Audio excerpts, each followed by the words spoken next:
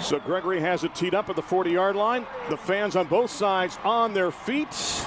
Overcast, but still a great day for football, and glad to have you here on the OHSAA radio network. The kick is high. It is not that long. The return will start from the 25-yard line, up across the 30, the 35, to the 45-yard line, as Justice Ellis Moore on the return of some 20 yards, and they'll start their first drive from the 45-yard line as we played 5 seconds of this contest here in the D3 state championship game.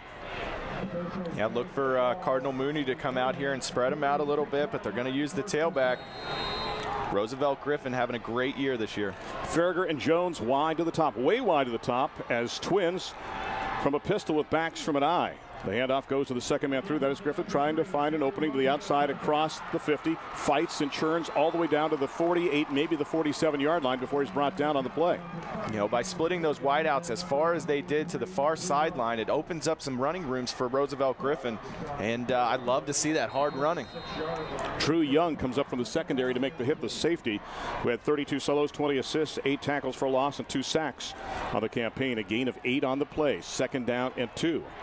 Late add onto the play, coming back onto the field, is Quincy Jones. He wants to know where to go. They're going to put him wide to the bottom, 1 wide out to the top, 1 back in the backfield. Quinn is saying, what do you want to do with him? With 11-13 and ticking here in the first quarter.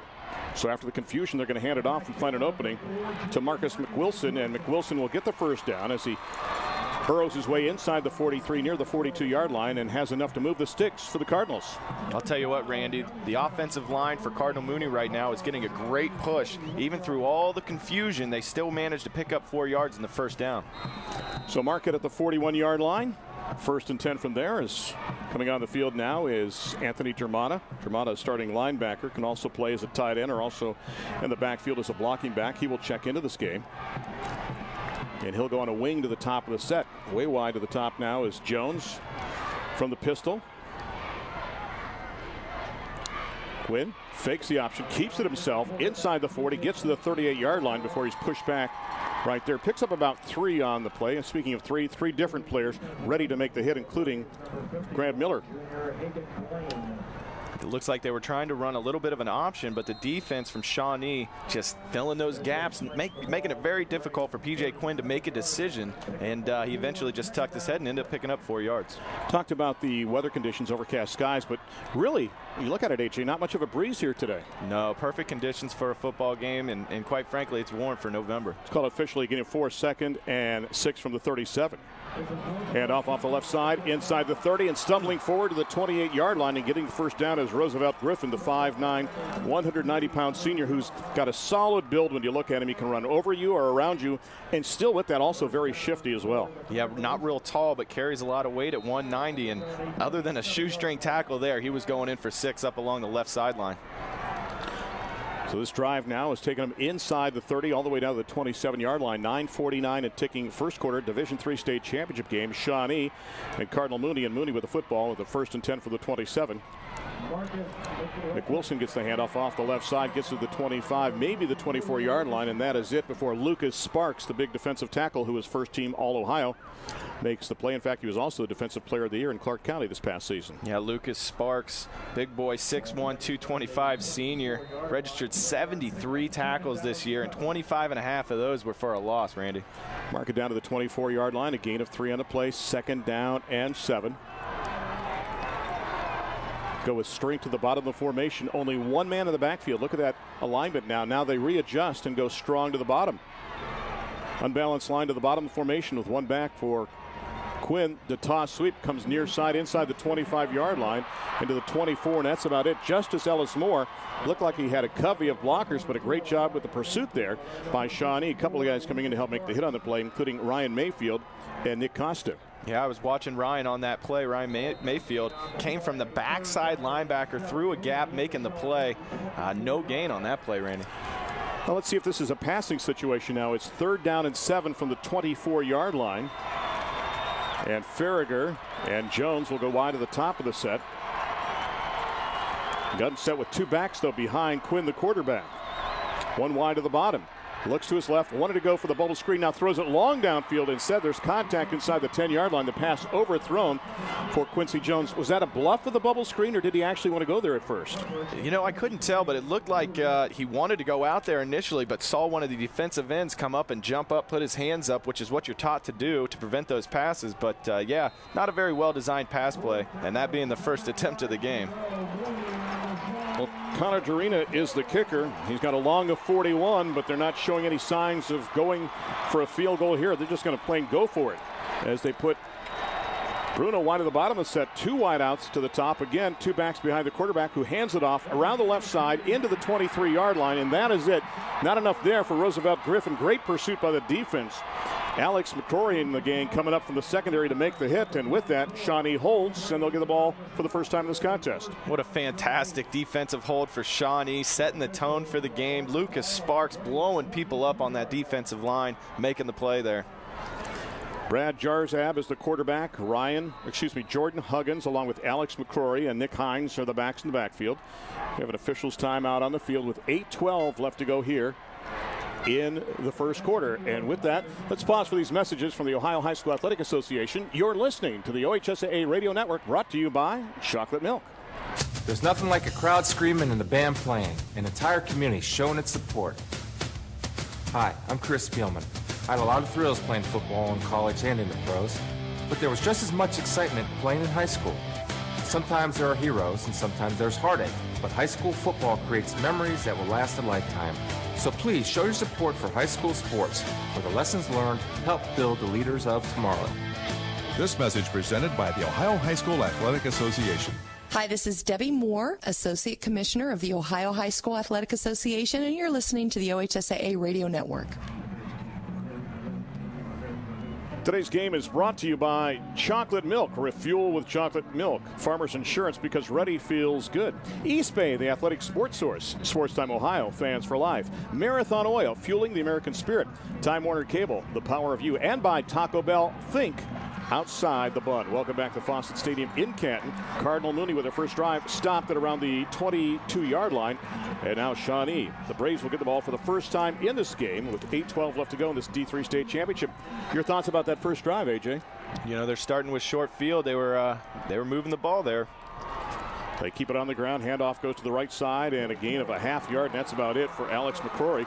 In the backfield, we mentioned McCrory was there along with Huggins, Hines, and Jarzab. Up front on the offensive line, it is Lucas Sparks, Colin Bowles, Joel Schulke, Jeff Van Zandt, and Zach Ruff. The wide receivers are James Williams, and the tight end is Ryan Mayfield. A gain of 1. 2nd and 9, mark it at the 24 from the far hash, going from right to left. Rolling now is Jarzab to his left. Looks, he wants to gun it downfield. He's got a man open across midfield, and the ball is dropped at the 38-yard line. Jordan Huggins was open. He had to wait for the ball, and it just kind of floated in there. And by the time he was trying to slow down and still head towards the goal line, he lost the handle of the football. Wow, what an unfortunate play there for Huggins. Brad Jarzab finds him almost immediately streaking down the left side of the field and just could not connect. It's one of those situations where you just wait for the ball to get there, and by the time it does, you've looked for a second downfield, and all of a sudden it's trickled through your mitts. 3rd down and 9 from the 24. The clock reads 7:37 left to go. First quarter. 3 to the bottom, 1 to the top for Jarzab. 1 back in the backfield. He goes straight back to throw, but it's a quarterback draw instead, across the 25, across the 30, up near the 31-yard line. But he looks like he's about a half yard shy of the first down. In fact, they're going to mark him at the 31, so he's a full yard shy of it, so it'll be 4th down and 1. Yeah, it looks like he wasn't able to pick it up. Interesting call there with the quarterback draw, but they've got a good punter here in Alex McCrory. 31 attempts. He's averaging 32.7 yards a punt. That's not bad. And Marcus McWilson is back deep to receive the punt.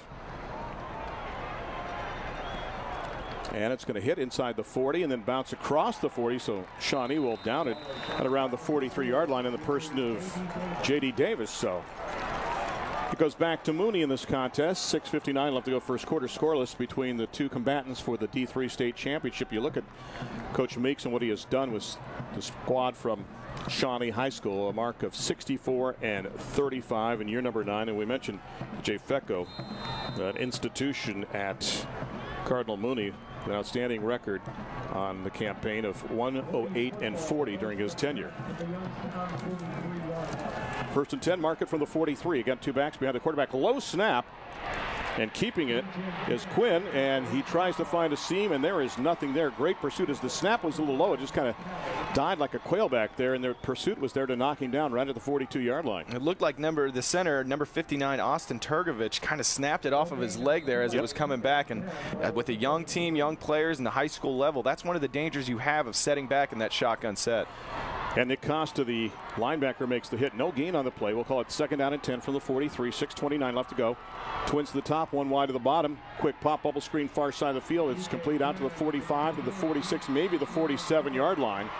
As the catch is made on the play by Ryan Farragher, and a solid hit defensively by Drew Boiselle, who comes up to make the hit for the secondary. Looked like that might have been Nick Hines, number 24. Number 24, not 84, but Hines. 24. And Hines makes the hit for his 55th tackle of the year. Now, Hines is a guy that gives you plenty of experience, a 3-year starter. And again, another 3rd down scenario for Mooney with 5:55 left to go. And mark the ball at the 47-yard line. This could be a big momentum down for the ball game. Shawnee can get a stop here. They're going to get the ball back with decent field position. Farragher to the top, Jones to the bottom. One back in the backfield behind Quinn. On the option, going to pitch it near side. They try to turn the corner, and they stretch out the play defensively, and a great job as trying to turn the corner was Roosevelt Griffin, but waiting for him was James Williams coming up from the secondary, the cornerback. James Williams having a heck of a year.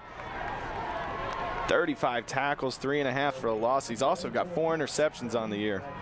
So a punting situation now for Marcus McWilson.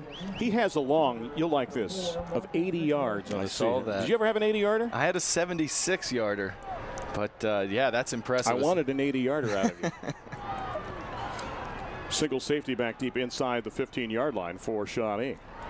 High, hanging punch, retreating back is Huggins to his 9. Makes the catch there, and he's wrapped up at the 10, falls forward to the 11-yard line. Great pursuit defensively that time by Michael Bruno and Justice Ellis Moore. And with that, there's a break on the field with 4:52 left to go in this first quarter. And we'll pause now for these messages from the Ohio High School Athletic Association. You're listening to the OHSAA Radio Network, brought to you by Chocolate Milk. This isn't Madison Square Garden. These drills probably won't make anyone a #1 draft pick. But these players are practicing for something important. While they work on their jump shots, they're also learning teamwork, discipline, self-confidence, how to deal with wins and losses. Skills that will make them winners long after they leave the court. Support high school activities in your community, because when kids take part, they get set for life. You're listening to the State Football Championships on the Ohio High School Athletic Association Radio Network. The OHSAA Radio Network would like to welcome those listening around the state and around the world in our great affiliates like Lima's WCIT, 940 AM, Lima's WWSR, 93.1 FM, The Fan, Painesville WABQ, 1460 AM, Ontario's WRGM, 1440 AM, Lima's WIMA, 1150 AM, Willoughby WELW, 1330, Marietta's WMOA at 1490 on the AM dial, McConnellsville's WJAW, 100.9 FM, and Findlay's WFIN, 1330 AM, and our online affiliates like JJHuddle.com, WSWO, DaytonOldies.com, Chillicothe's WBEX 1490 AM, and also WKKJ 94.3 FM, Washington Courthouse WCHO 105.5, NorthCoastPigskin.com, and Radio NorthCoast.com. And a handoff, and it's going to go right up the middle to the 14-yard line. And that'll be number 6, Alex McCrory, on the carry that time with 4:40 left to go here in the first quarter. McCrory, 243 carries, 1,436 yards, and a 6-yard average. Max schools are interested in this guy, AJ. Yeah, you can tell why. He's a strong runner, put up a lot of yards on the season. Gain of 3 to the 14, 2nd and 7, option near side, but keeping his Jarzab, fights across the 17. Almost looked like they were trying to tackle the football instead of tackling Brad, and he gets a nice gain to that 19-yard line before the hit is made on the play. And number 59, Austin Turgovich, and a guy that is playing both ways in the trenches. That's got to be a rough job to play in the offensive and the defensive line like that. Yeah, that's a tough duty for anybody. and to do it at a high level. He's got a nice frame at 6'3" and 290 pounds. Yeah, he's not a small guy by any means. He's a 2-year starter in defense and has D1 offers as well, too. Big play here now for the Braves. A 3rd and 2 from the 19-yard line. 3:46 left to go first quarter. They got 2 wide to either side, and I think they're going to take a timeout. The play clock was running down. They were inside of 5 seconds right there. And with that, they will pause and take their first timeout in this half. Each team, by the way, gets 3 in high school football. Fans, you can fuel up with chocolate milk. It's a delicious way to put something good in your body.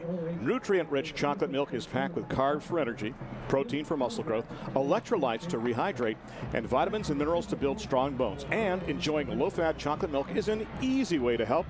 Get the 3 servings of dairy you need every day. Find us on Facebook at Fuel Up with Chocolate Milk. Are you a chocolate milk kind of guy? You know, I used to drink a ton of milk back in the day, and Kroger always had the best chocolate milk in the gallon, but I've kind of shied away from milk lately.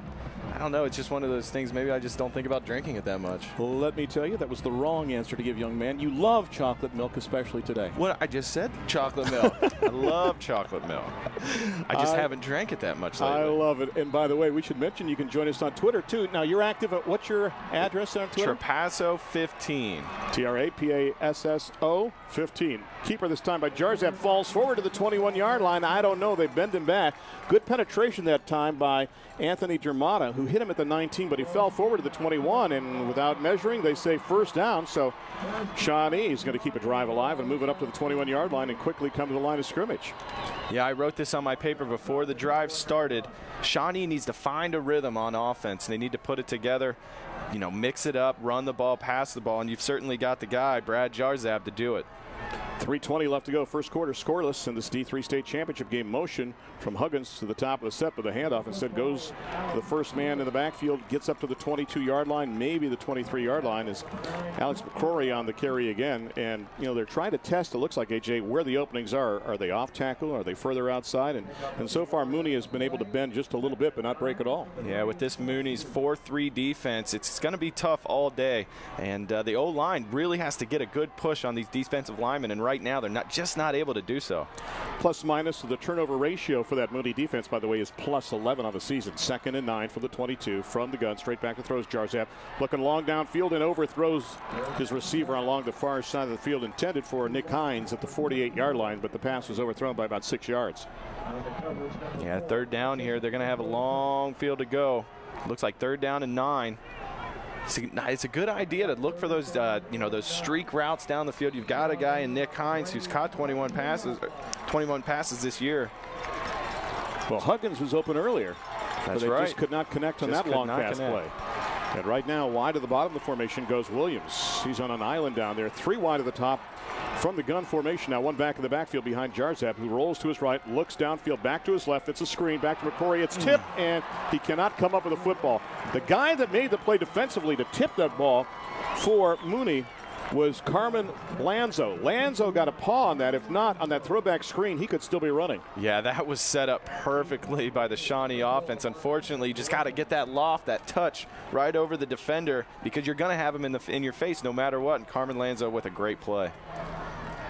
So a punting situation now, and they get the kickoff from the 13-yard line, and it sails way back, and Marcus McWilson has it at the 40, up to the 45, midfield, the 45, tight ropes the sidelines, still on his feet as he steps out of bounds. You know, it kind of looked like he was going to Dorsett it there and take it out, but he stayed along the sidelines and picked up extra yardage all the way down to the 39. That was a heck of a play there. A pretty good punt. I thought I saw a block in the back on Cardinal Mooney on that return, but no flags, no laundry on the field. A 23-yard return is going to set him up in great field position now with 2:21 left to go. In fact, our referee Danny Kleckner of Uniontown has been silent so far in this contest. 1st and 10 market from the 36-yard line. We'll tell you about the officials in just a moment. 1 wide to either side. Handoff is going to go to the left and inside the 32 to the 31-yard line. Roosevelt Griffin on the carry, the 5'9 senior. With a nice gain, that little dive play out the left side. We should mention, too, here at Fawcett Stadium, you couldn't ask for a better field turf to play on. Also, great environment here. And a stone's throw from the Hall of Fame. Just a great way to wrap up the high school football campaign. And for some of these guys, their high school football career. Yeah, it's just a great venue, great surface. You know, it's excitement in the air, and you know what you're playing for. 2nd and 5, backs from an eye this time. Handoff goes to the second back through and inside the 30 down to the 27-yard line. Goes to Justice Ellis Moore and has a nice gain that time as they go left side. Then they test the right side. And Justice had 111 carries for 776 yards coming into this contest, a 7-yard average and 9 touchdowns. Yeah, I'm watching Mooney's huddle. They're rotating number 3 Roosevelt Griffin and number 10 Justice Ellis Moore, rotating them in and out. 3rd and 1 from the 27-yard line. Quinn barks the signals back to his backs from an I formation. Handoff goes to Griffin, tries to find an opening. Well, I tell you what, Hines went low and got him around the ankle. Now the question is, did he fall forward enough to get the first down? We'll see where they spot it. He had to cross the plane of the 26, and he did not. They're already marking 4th down. Wow, they mark him back at the 27-yard line. Notice a lot of times we're seeing Anthony Dermody in as the fullback, as the blocking back.